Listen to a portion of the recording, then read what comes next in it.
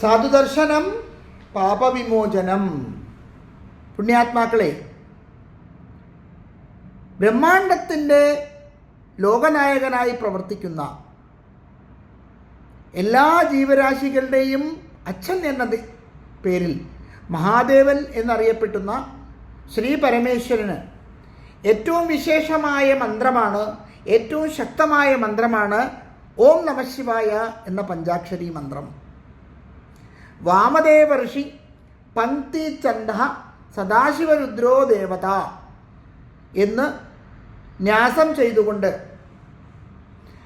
സദാശിവ രുദ്രോ പ്രസാദസിദ്ധ്യർത്ഥം എന്ന് പ്രാർത്ഥനയോട് കൂടിയിട്ട് വിനിയോഗമായി ഉപയോഗിച്ച് ഓം നമഃശിവായ എന്ന മന്ത്രം എല്ലാ വേദികളിലും എല്ലാ ചടങ്ങുകളിലും ജപിക്കുന്നതായിട്ട് നമുക്ക് കാണാം. ശ്രീ പരമേശ്വരൻ്റെ ഈ പഞ്ചാക്ഷരി മന്ത്രം യജുർവേദത്തിൽ കൃഷ്ണയജുർവേദ ശാഖയിലെ തൈത്രീയം എന്ന വിഭാഗത്തിൽ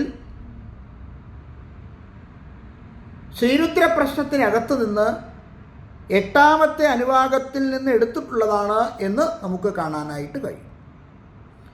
ഓം ശ്ലീം പശു ഹും ഫട്ട് എന്ന അസ്ത്രമന്ത്രം ഉപയോഗിച്ചാണ് ശൈവദേവന്മാരുടെ ശിവഗോത്രത്തിലുള്ള ശിവപരമ്പരയിലുള്ള എല്ലാ ദേവീദേവന്മാർക്കും ചടങ്ങുകളും പൂജകളും ചെയ്യുന്നത് എന്ന് നമുക്ക് ഏവർക്കും അറിയാവുന്നതായ കാര്യമാണ്.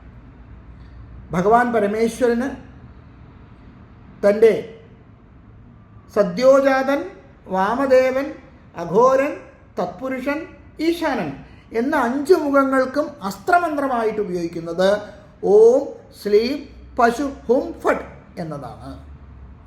നേരത്തെ നാം പറഞ്ഞ ആ വിഷയത്തിൽ ചണ്ഡേശ്വരൻ എന്ന നിർമാല്യധാരി മന്ത്രമാണ് ഭഗവാൻ പരമേശ്വരൻ്റെ പ്രധാന മൂർത്തികൾക്കും ഉപമൂർത്തികൾക്കും എല്ലാം ഉപയോഗിക്കുക എന്നത് നാം മനസ്സിലാക്കേണ്ടിയിരിക്കുന്നു. അതുപോലെ ഹൃദയമന്ത്രത്തിലും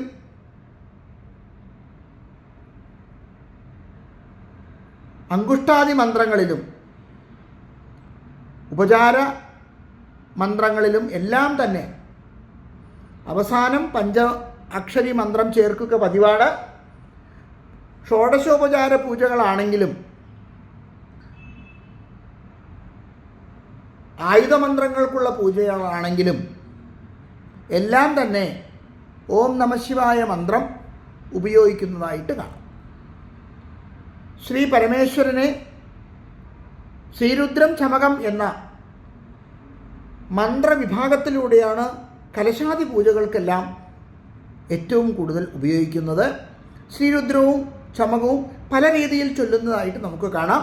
അടുത്ത വീഡിയോയിൽ നമുക്കത് പഠിക്കാനായിട്ട് സാധിക്കട്ടെ. സാധുദർശനം പാപവിമോചനം. ഓം നമഃശിവായ.